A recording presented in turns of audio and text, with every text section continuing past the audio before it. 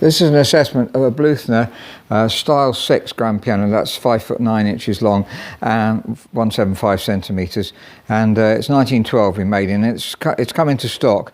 Now, as you can see, the case, it's there. You can see where the finger marks have been put. There's fingernails there. Been heavily played, very heavily played. There's the top of the lid. That's also very marked.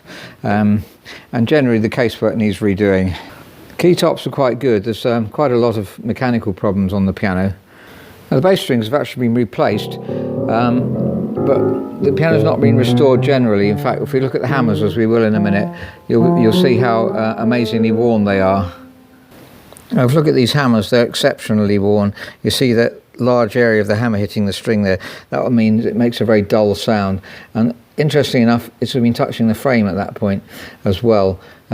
They've been shaved off, I'd imagine. Yes, they have been, to make room for... Obviously, these hammers, they have been changed then at some stage, but you can see how flat they are, and then they've had to shave the hammers off because they were too fat. And that's quite common for hammers to touch the frame. In fact, there's one just come into stock where it's been restored, but the hammers are still touching the frame. We need to sort that out. Also, broken hinge here. That's unusual for it to break there. That's the patent action Bluthner, and made a decision that we're going to transform this into a roller action, standard roller action like a modern piano. Patent action Bluthners are perfectly acceptable in terms of the touch, but you get slightly better repetition on the modern action, and also technicians feel more comfortable with it. We often work with these patent actions. They're really nice, and they were very popular in Bluthner grand pianos. Here's a Richard lip grand piano with a standard roller action in. You can see the capstans here. Compare that with this Bluthners, totally different style of action. There's this L-shaped spring here. Works very well. Here's a Yamaha grand with the capstans again. This has an aluminium hammer rail here. So in summary, this Bluthner grand is in generally relatively good condition in some aspects. The casework needs repolishing. The soundboards are okay. The frame is reasonably good, but we're going to restore the whole piano. The strings are not nice, and mainly the hammers, and the action is shocking. So there's far too much hammer hitting the string there, and gives it a very sort of weak sound, no harmonic sound, and really doesn't sound very pleasant at all. Very mushy. Again, if we listen to the bass, because we're able to compare it, I'll put a comparison video on with this later on. But very mushy. The strings aren't too bad, but they're not originals. You can tell because these aren't typically beautifully coned Bluthner grand strings that you get on this age of grand. Key tops are reasonable. There's a couple being stuck back on there. It'd be nice to get those stuck on better, but I don't think we need to replace these keys. There's no chips on any of them. So that's an assessment of a Bluthner grand piano that's just come into stock, 5 foot 9 inches long, Aliquot scaling, so it's a style 6, and we're going to fully restore this one, including replacing the patent action with the roller action. I particularly wanted to make a video of that just to show you how it can be done, what difference it makes, but the main difference from this one will be made by the hammers being changed. They're so flat. Unbelievably flat. I don't think I've seen any flatter than that, although we have seen others similar. Particularly on Bluthners, they sound so good, and they just people just grow into the sound of them rather than realise there's anything that he's doing. But the piano we really transformed, tremendously transformed. I say mainly by the hammers, but the strings also could do with replacement with nicer strings, and well, cosmetically the whole thing needs redoing as well. So look back in probably about 3 or 4 months' time, and you'll see the finished product. Thank you very much for listening. So it's about 4.5 months on, and the restoration's now completed. Now, cosmetically, the piano looks perfect, as you can see. This is a modern finish like you get on a modern black piano. It's very hard wearing and ideal for a black piano. And looking at the keys now, we've perfected them, so they really look very perfect. These ones that were stuck down badly, they've been redone, and you can still see the slight line. You're going to get that when you have older ivories that have been stuck back down, and in the centre of the keyboard it's very common. But we've also made sure that the glue, any that might be a bit loose, have been glued down again so that they won't come off with central heating.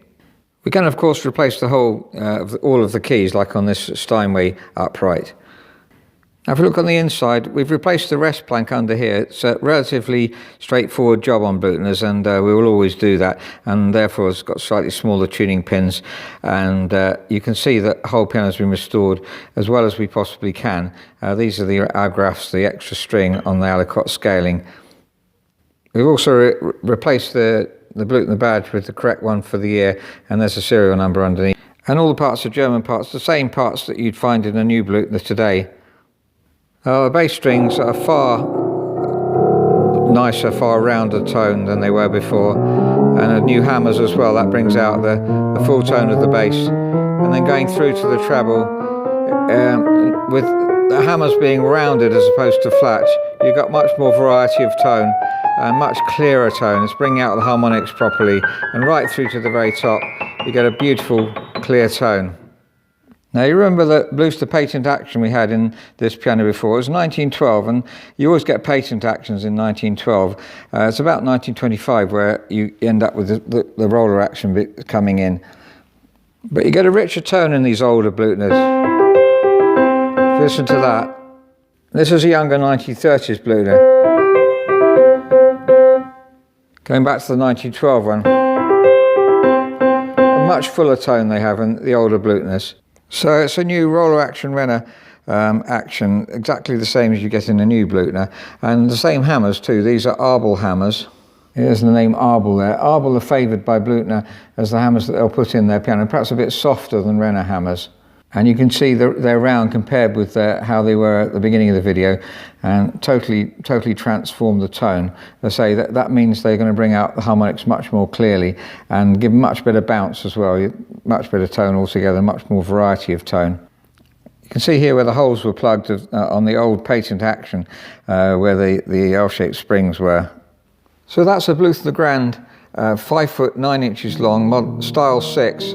Fully restored, including changing the action. So it's used to have a patent action, has now got a repetition action like a modern piano. Now the patent action works really well, but doesn't repeat as a repetition action does. So if you're a concert pianist and you want to do lots of repetition, it just won't perform as well. It performs extremely well considering, so it can be regulated to do almost the same, but the modern roller action just has slightly the edge. So you've got the advantage here of the tone of the older Bluthner,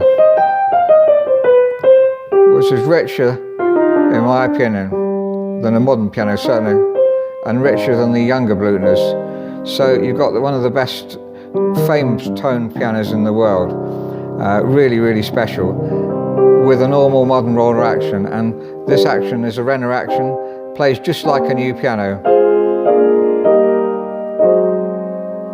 So I can really recommend it. If you've got an old Bluthner piano, rather than replace it with a new piano, it'll be much better to replace the action. So thank you very much for listening.